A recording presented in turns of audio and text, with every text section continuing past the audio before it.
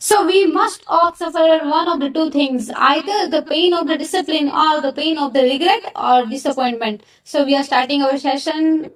We will discuss today about the NEET PG 2021 previous year's questions from the pathology section. There were 15 MCQ. So we are starting. You are watching Pathling and I am Dr. Sis Dave. So the first question was all about anthracotic pigment. So pneumoconiosis, asbestosis, silicosis, एंथ्राक्रोनोसिस, ये सारे जो है वो important topic है. इसमें से कुछ ना कुछ तो पूछा गया है पिछले साल में. तो इस बार 2021 में पूछा गया था एंथ्राकोएटिक पिगमेंट के बारे में. तो एंथ्राकोएटिक पिगमेंट जो है वो ब्लैक कलर का है, pigment in the hilar lymph node. यहाँ पर क्या दिया गया था क्वेश्चन में कि 70 ईयर ओल्ड पेशेंट है with diagnosis of squamous cell carcinoma, उसकी जो लिम्फ नोड थी उसमें ब्लैक पिगमेंट दिख रहे हैं. अगर ब्लैक पिगमेंट दिख रहा है तो it is due to carbon particle. And carbon particle किस में दिखते हैं तो कॉल वर्कर्स में ज्यादा दिखते हैं. कॉल वर्कर्स न्यूमोकोनियोसिस, तो it is aggregates of the carbon dust. And aggregates हो जाने की वजह से क्या होता है कि फाइब्रोब्लास्टर रिएक्शन एंड एम्फाइसेमा होता है. तो एंथ्राकोएटिक पिगमेंट के बारे में था. यही क्वेश्चन के दूसरे ऑप्शन में एक था मेलेनिन. तो मेलेनिन हम सबको पता है मेलेनिन कहाँ पे होता है, स्किन में होता है, ब्राउन या ब्लैक कलर का होता है. मेलिग्नन मेलेनोमा उसमें ज्यादा होता है मेलेनिन. तो नेवस में मेलेनिन. फिर लाइपोक्रोम एंड लाइपोफ्यूशन. तो lipofuscin it is due to lipid peroxidation की वजह से होता है. येलो ब्राउन पिगमेंट है तो उसको it is seen in ageing heart, ageing liver, इसमें सब में दिखता है लाइपोफ्यूशन. देन हीमोसिडेरिन किस में दिखता है तो हीमोसिडेरिन क्या है, it is haemoglobin derived golden yellow colour pigment. तो आयरन ओवरलोड सिंड्रोम जैसे कि हीमोक्रोमेटोसिस, तो उसमें दिखता है हीमोसिडेरिन. तो ये हो गया हमारा फर्स्ट क्वेश्चन. दूसरे क्वेश्चन की ओर बढ़े. दूसरा क्वेश्चन के क्वेश्चन में था कि migratory arthritis with pan systolic murmur with mitral regurgitation and histopatho में एस्कॉफ बॉडी दिख रही है. देखो एस्कॉफ बॉडी आने से तुरंत आंसर मिलता है कि एक्यूट रूमेटिक फीवर था, पर ये सारे भी फाइंडिंग ऐसे migratory arthritis, palm systolic murmur and mitral regurgitation. तो एक्यूट रूमेटिक फीवर पता चल गया. तो एस्कॉफ बॉडी किससे बनती है, it is a foci of T lymphocyte. Occasional plasma cell होते हैं और इसमें प्लम्प एक्टिवेटेड मैक्रोफेजेस होते हैं. और प्लम्प एक्टिवेटेड मैक्रोफेजेस को क्या बोलते हैं, एनस्कोसेल. एनस्कोसेल को कैटरपिलर सेल भी बोलते हैं. कैटरपिलर सेल क्यों बोलते हैं, क्योंकि उसका जो क्रोमेटिन है it is centrally condense and slender waving ribbon like होता है, इसलिए उसको बोलते हैं कैटरपिलर सेल. और एस्कॉफ बॉडी कहाँ पर मिल सकती है तो ड्यूरिंग जब एक्यूट रूमेटिक फीवर का अटैक होता है तब पेरिकार्डियम, मायोकार्डियम, एंडोकार्डियम कहीं पे भी मिल सकती है एस्कॉफ बॉडी. तो ये हो गया हमारा सेकंड क्वेश्चन. थर्ड क्वेश्चन की ओर बढ़े. Third question is most MP CML के बारे में कहीं से अगर आपने क्वेश्चन में देखा बेजोफिल आ रहा है प्लस मेसेज में स्प्लिनोमेगाली की हिस्ट्री दी गई है, ये बेजोफिल एंड मेसेज स्प्लिनोमेगाली तुरंत हमें सीएमएल की ओर ध्यान रखना है कि सीएमएल हो सकता है. तो यहाँ पर anaemia plus total leucocyte count 1,50,000 था. फिर पीएस में बेसोफिल, माइलोब्लास्ट, माइलोसाइट, मेटामाइलोसाइट ये सब दिख रहे थे. मैसेज स्प्लिनोमेगाली थी. तो it is due to chronic myeloid leukaemia. Most specific test क्या है इसकी, ये पूछी गई थी. तो मोस्ट स्पेसिफिक टेस्ट के लिए हमें बीसीआर एबीएल जीन का ट्रांसलोकेशन देखना पड़ेगा. तो वो कैसे कर सकते हैं, fish and PCR it will be helpful. The fish and PCR it will be most specific test to detect PCR ABL gene. और यहाँ पर तो हम सबको पता है 922 translocation, Philadelphia chromosome, Philadelphia movie कौन से पे थी वो पिछले वीडियो में पूछा था. तो it is based on AIDS. Next question भी आगे हो गए. Turner syndrome. टर्नर सिंड्रोम भी 2 बार तो पूछा ही गया है. तो उसमें सीधा दी गया है कि वेब्ड नेक है, थिक काव्स है, शील्ड शेप्ड चेस्ट है, swelling of the ankle, increase carrying angle है वो इंक्रीज हो गया है. तो ये पूरा आ रहा है टर्नर सिंड्रोम. टर्नर सिंड्रोम है मोनोसोमी है. मोस्ट कॉमन सेक्स फीमेल में जो मोस्ट कॉमन सेक्स एनोमाली होती है, क्रोमेटिन सेक्स क्रोमोसोम एनोमाली होती है, इट इज टर्नर सिंड्रोम. और इसमें कोएक्शन ऑफ एओर्टा भी दिखता है. ये एक नेक्स्ट क्वेश्चन में ये भी पूछा गया था कि टर्नर सिंड्रोम में स्ट्रिकिंग ऑफ ओवरीज स्ट्रिक हो जाती है, बोथ ओवरीज वो दिखती है. Then Down syndrome. अगर यही क्वेश्चन के दूसरे ऑप्शन एक था डाउन सिंड्रोम. तो डाउन सिंड्रोम में बताया ट्राइसोमी 21 इंटेलेक्चुअल डिसेबिलिटी हो जाती है, कंजेनाइटल हार्ट डिफेक्ट होता है. इसमें epicanthal folders and flat facial profile, simian crease, umbilical hernia, predispose to leukaemia. Down syndrome. Another option was Patau syndrome. Patau trisomy 13। ऊपर से चालू करेंगे, ऊपर क्या होगा, माइक्रो पहले माइक्रोसेफेली, माइक्रोसेफेली होगी तो इंटेलेक्चुअल डिसेबिलिटी हो जाएगी। फिर आंख पे माइक्रो हो रही है, छोटी हो रही है। फिर मुंह पे cleft lip and cleft palate आ रहा है। Then cardiac and renal defect है, रोकर बॉटम फिट आ रहा है। तो पटाउ सिंड्रोम में microphthalmia, microcephaly, cleft lip, cleft palate, cardiac and renal defect and rocker bottom feet. अभी आ रहा है Edward means 18 means trisomy 18, Edward 18 ऐसे याद रखना है। तो it is trisomy 18 prominent occiput. यहाँ पर देखो, यहाँ पर prominent occiput with micrognathia, low set ears, कान नीचे है इसमें, low set ears. Intellectual disabilities में भी होगी, रिनल कार्डियक मालफॉर्मेशन में भी होगा। Limited hip abduction and rocker bottom feet, वो तो उसमें पटाउ सिंड्रोम में भी था, इसमें भी था। इसमें लो सेट ईयर्स एक याद रखना है कि Edward syndrome, low set ears, prominent occiput, micrognathia. Next question की ओर बढ़ रहे हैं। नेक्स्ट क्वेश्चन पूछा गया था बेंजीन। देखो ऑक्यूपेशनल एक्सपोजर पे 2 से 3 क्वेश्चन पूछे गए थे। कॉल वर्कर्स न्यूमोकॉन्जेसिस पूछा था, एस्बेस्टोसिस एसोसिएटेड विद मेसोथेलियोमा वो पूछा गया था। देन बेंजीन के बारे में भी पूछा है, सिलिकोसिस के बारे में पूछे, जिस सिलिकोसिस में शेल कैल्सिफिकेशन दिखता है। तो यहाँ पर benzene occupational exposure predispose to leukaemia, benzene से ल्यूकेमिया होता है। बेंजीन से क्या होगा, benzene it is oxidize by oxidized to epoxide through hepatic C/P2E1। और बोन मेरो क्या होगा, उसमें एप्लासिया हो जाएगा। और मोस्टली ल्यूकेमिया कौन सा होगा, एक्यूट माइलोइड ल्यूकेमिया, बेंजीन। अभी आर्सेनिक, एस्पेक्टोसिस, बेरिलियम, क्रोमियम, ये सब में लंग कैंसर होता है। एराइल अमाइन, साइक्लोफॉस्फेमाइड, इसमें ब्लैडर कैंसर होता है। यूवी रेज, इसमें स्किन कैंसर होता है।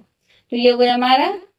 नेक्स्ट क्वेश्चन की ओर बढ़ रहे हैं। नेक्स्ट क्वेश्चन पूछा गया था iron deficiency anaemia. Iron deficiency लगता है इसी टॉपिक पर, इसमें ध्यान रखना है कि क्वेश्चन क्या पूछा है कि कौन बढ़ रहा है कौन घट रहा है, ये ध्यान से हमें पढ़ना है। तो यहाँ पर पूछा गया था कि विच इज डिक्रीजिंग। तो डिक्रीजिंग क्या है, transparent saturation will be decrease and TIBC total iron binding capacity will be increase, ferritin soluble receptor will be increase and RBC porphyrin will be increase. तो ये 3 चीज बढ़ रही है, कौन सी, TIBC, ferritin soluble receptor and RBC porphyrin बढ़ रहा है।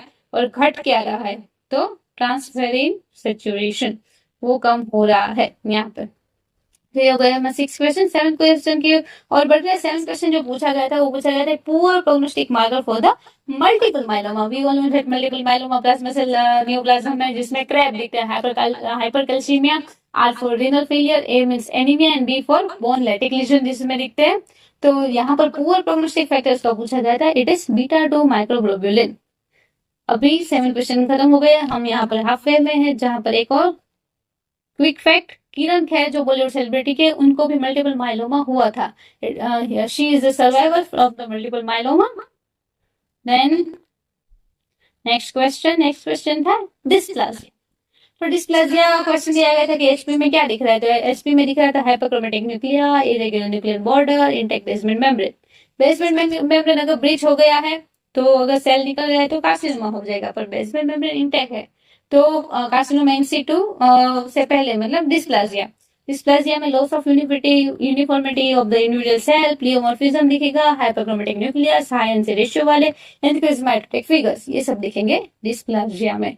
तो डिस्प्लासिया पूछा गया था। नेक्स्ट क्वेश्चन की ओर बढ़ रहे हैं। नेक्स्ट क्वेश्चन देखो फिर से टर्नर सिंड्रोम सेम एग्जाम में दूसरी बार टर्नर सिंड्रोम आ रहा है। पहले में ऑप्शन में पहले में भी आया था, दूसरे में भी आ रहा है। तो टर्नर सिंड्रोम में बायलैटरल स्मॉल स्ट्रिक ओवरीज दिख रही है, short stature, webbing of neck, broad chest with widely placed nipple, then cubitus valgus, then amenorrhea, peripheral lymphedema at the birth, then low posterior hairline, pigmented navy and coaction of aorta।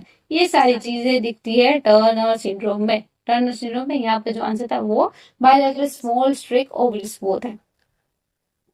दूसरे जो सारे option थे, option में थे aortic dissection, subluxation of the lens and mitral valve prolapse. तो ये सारे बाकी के जो ऑप्शन थे it is in Marfan syndrome.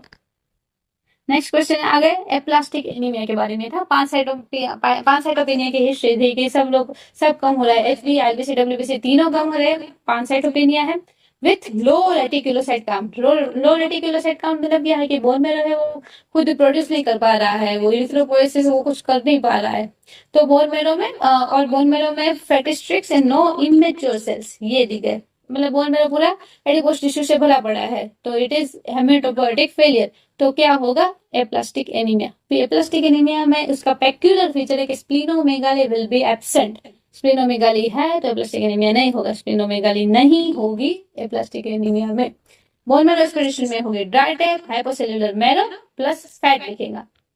तो ये हो गया हमारा plastic anaemia. Another option from this question was myelodysplastic syndrome. तो माइलोडिस्प्लास्टिक सिंड्रोम में क्या होगा, मैरो होगा हाइपोसेल्युलर एंड डिस्प्लास्टिक सेल्स दिखेंगे। पीएनएस पैराक्सिस्मल नॉक्टर्नल हेमोग्लोबिनुरिया, ये साल भी पूछा गया था, पिछले साल भी पूछा गया था। तो इसमें क्या होता है, mutation in PIGA phosphatidyl inositol glycan A, जिसमें pancytopenia, reticulocytosis, cellular marrow with erythroid hypoplasia और फ्लो साइटोमेट्री में CD55 एंड CD59 पॉजिटिव आता है। Haemoglobinuria at night, pregnant nocturnal haemoglobinuria. Next question आ गए Henoch Schonlein purpura. Henoch Schonlein purpura it is systemic disorder. Purpura की rest लिखते हैं कहां पर, extension surface of arms and legs, extension surface of arms and leg पे दिखते हैं। पोली आर्थ्राल्जिया, रिनल इन्वॉल्वमेंट है, इसमें हिमेचुरिया एंड आईजीए नेफ्रोपैथी में मैसेंजर डिपॉजिट। तो ये सब दिखेगा हेनोस्टोलिन पर्पुरा में। Systemic disorder with purpuric rash, poly arthralgia and renal abnormalities. Another option यही क्वेश्चन में एक था इम्यून थ्रोम्बोसाइटोपेनिक पर्पुरा, जिसमें antibody mediated destruction of the platelet.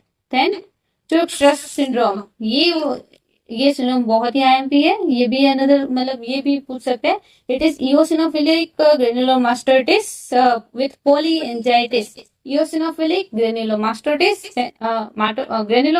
With polyangiitis. तो इसमें अस्थमा के श्योगी with peripheral eosinophilia with pulmonary infiltrates, neuropathy and paranasal sinus abnormality, ये सारी दिखेगी चोक-स्ट्रस सिंड्रोम में।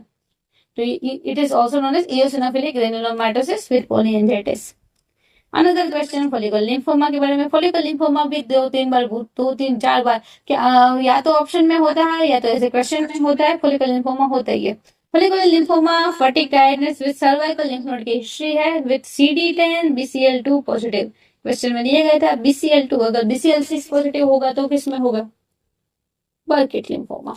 बर्किट लिम्फोमा में और क्या होगा, स्टारिस एपिरियन, CMYC म्यूटेशन, ये सब होगा। उसका Ki67 इंडेक्स हाई होगा। अभी यहाँ पर फॉलिकुलर लिम्फोमा में most common symptoms is generalise painless lymphadenopathy. और ट्रांसलोकेशन कौन सा होगा, 14-18 ट्रांसलोकेशन। बर्किट में कौन सा होगा, कमेंट में बताओ। Another option was mycosis fungoides. It is a cutaneous T-cell lymphoma or Portreous mycopsis. It is a peculiar feature for mycosis fungoides. Another question पे आ गया। Another question था मेगालोब्लास्टिक एनीमिया। देखो यही एग्जाम में आयरन डेफिशिएंसी एनीमिया भी पूछा है, megaloblastic भी पूछा है। तो मेगालोब्लास्टिक में क्या है, MCV will be increase and hypersegmented neutrophils देखेंगे। अभी megaloblastic anaemia caused by mainly to vitamin deficiency. एक तो विटामिन B12 डेफिशिएंसी होगी, साइनोकोबालामाइन एंड B9 यानी कि फोलिक एसिड डेफिशिएंसी होगी। अभी यहाँ पर क्या होगा कि विटामिन B12 कहाँ से मिलता है, तो मीट, फिश, मिल्क, एग यहाँ से मिलता है। और क्वेश्चन में जो दिया गया था, क्वेश्चन में ऐसा दिया गया था कि पेशेंट जो है वो ग्रीन वेजिटेबल्स, स्पिनच, ये सब कुछ खा नहीं रहा है, तो it is due to folic acid deficiency. इसकी वजह से मेगालोब्लास्टिक एनीमिया हो गया। नेक्स्ट क्वेश्चन की ओर बढ़ रहे हैं। नेक्स्ट क्वेश्चन में था मेलरी डेंग बॉडी। क्वेश्चन में ऐसा था कि patient is chronic alcoholic patient. तो क्रोनिक अल्कोहलिक पेशेंट था with intracytoplasmic eosinophilic inclusion, contain intermediate filaments. तो उसमें पूछा गया था जो मेलरी डेंग बॉडी है वो किसकी बनी है, तो it is made of intermediate filaments. किसमें दिखती है, अल्कोहलिक हेपेटाइटिस में। इट इज इंट्रासाइटोप्लाज्म, साइटोप्लाज्म में इओसिनोफिलिक इंक्लूजन है। Then another option from this question was fibronectin. अभी fibronectin क्या है, it is adhesive glycoprotein. Presence किस कहाँ पर होती है, सर्वाइको vaginal secretion before the rupture of membrane. Pregnancy में मेम्ब्रेन रप्चर के पहले it is present in the cervical vaginal secretion में होती है। तो it is a possible marker for impending preterm labour. Preterm labour का पॉसिबल मार्कर है fibronectin. तो अभी हम लास्ट क्वेश्चन पे आ गए। लास्ट क्वेश्चन पूछा गया था कि मीडियस्टिनल मास है plus pure red aplasia. Pure red cell aplasia के बहुत सारे पारोवायरस भी 19 से भी होता है, इडियोपैथिक भी होता है। तो यहाँ पर दिया गया था मीडियस्टिनल मास। अभी एंटीरियर मीडियस्टिनल मास में मोस्ट कॉमनली ट्यूमर किसकी वजह से होता है? थाइमोमा की वजह से।